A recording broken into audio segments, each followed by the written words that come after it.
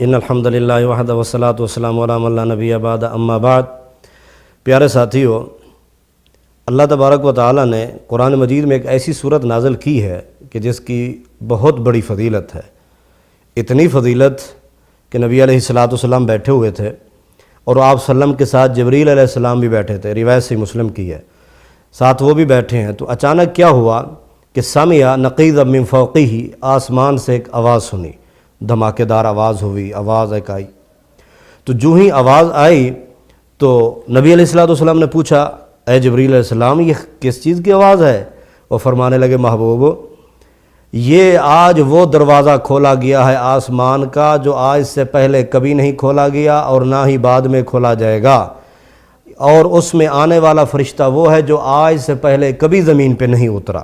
فرشتہ آ گیا، آتے ہی کیا کہتا ہے؟ ابشر بنورین، محبوب کائنات، دو نوروں کے ساتھ خوش ہو جاؤ، آپ کو دیے جا رہے ہیں، آپ سے پہلے کسی نبی کو نہیں دیے گئے۔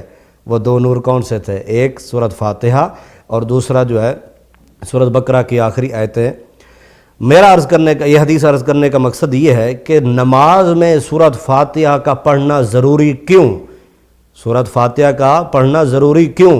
علمی بحثیں، مناظرانہ بحثیں سب ایک طرف، لیکن میں عرض کرنا چاہتا ہوں اس لیے کہ اس سورت کی فضیلت اتنی زیادہ ہے کہ جس کے لیے آسمان کا سپیشل دروازہ کھولا گیا، جس کے لیے آسمان سے سپیشل فرشتہ اترا اور نور کی شکل میں، ایک تحفے کی شکل میں اللہ تعالیٰ نے نبی علیہ الصلاۃ والسلام کو یہ تحفہ عطا کیا سورۃ فاتحہ کا۔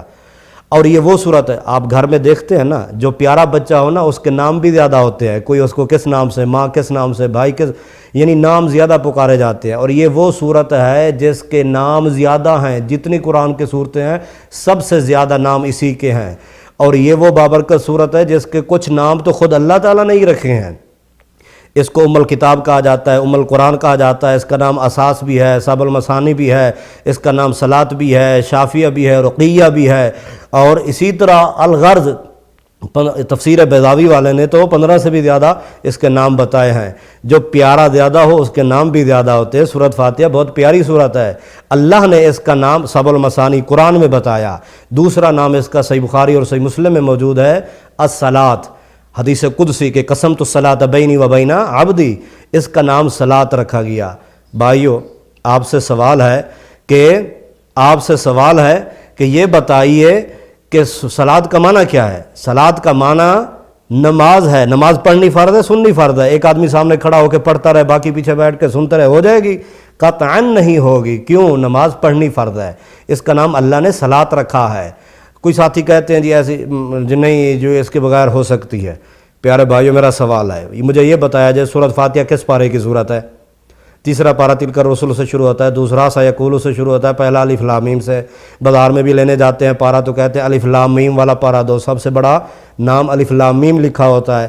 سورۃ فاتحہ کس؟ آپ کہیں گے جی پہلے پارے کی صورت ہے۔ میں پوچھتا ہوں پہلا پارہ تو الف لام میم سے شروع ہوتا ہے، آپ کہیں گے جی ہاں واقعی الف لام میم سے، تو یہ کس پارے کی صورت ہے؟ ہاں، آج کا مصنف کوئی کتاب لکھتا ہے نا، اس کے شروع میں مقدمہ ہوتا ہے، وہ مقدمہ جو ہے اس مقدمے میں بتایا جاتا ہے کہ اس پوری کتاب میں کیا کچھ ہے، وہ اس مقدمے میں موجود ہے۔ یہ سورۃ فاتحہ پورے قرآن کا مقدمہ ہے۔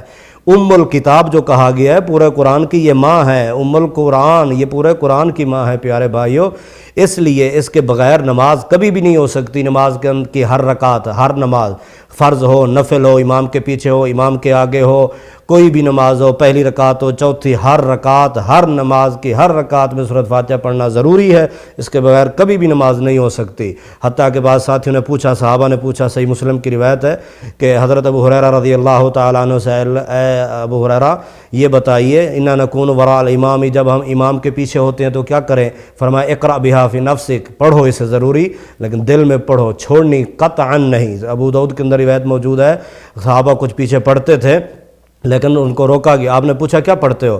بتایا جی یہ پڑھتے ہیں۔ آپ نے فرمایا لا تفعلوا، ایسا نہیں کرنا، الا بام الکتاب، مگر ام الکتاب ضرور پڑھنی ہے، کیونکہ اس کے بغیر نماز نہیں ہوتی۔ کبھی آپ لوگوں نے سوچا، میں آپ سے ایک سوال کرتا ہوں اللہ کی رضا کے لیے، کبھی آپ سوچ لیں، سب یعنی کہ تعصب کو نکال کے صرف اتنا، اللہ اکبر سے لے کر سلام تک نماز کا ترجمہ آپ دیکھ لیں۔ سورۃ فاتحہ کو ایک طرف رکھیں، سورۃ فاتحہ ایک طرف رکھ دی، اب نماز کا ترجمہ دیکھیں۔ ثنا پڑھی، سبحان ربک، سبحانک اللہم پڑھا، اس میں بھی اللہ کی تعریف۔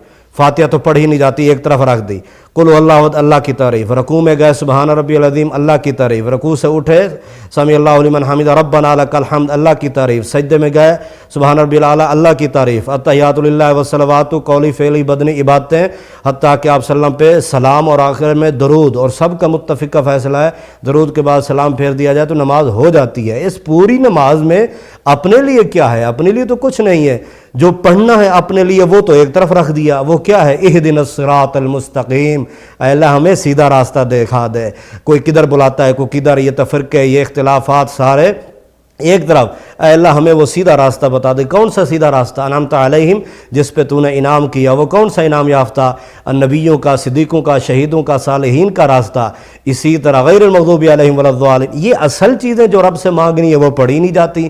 کہا جاتا جی فاتحہ نہ پڑھو، فاتحہ نہ پڑھو۔ اللہ کے بندے مجھے ایک جواب دیا جائے، جو فاتحہ پڑھ لے امام کے پیچھے، کیا اس کی نماز نہیں ہوگی؟ اگر ہوگی تو پھر جھگڑا کس چیز کا؟ اللہ مجھے اور آپ کو عمل کی توفیق عطا فرمائے۔ وما علیہ رب العالمین۔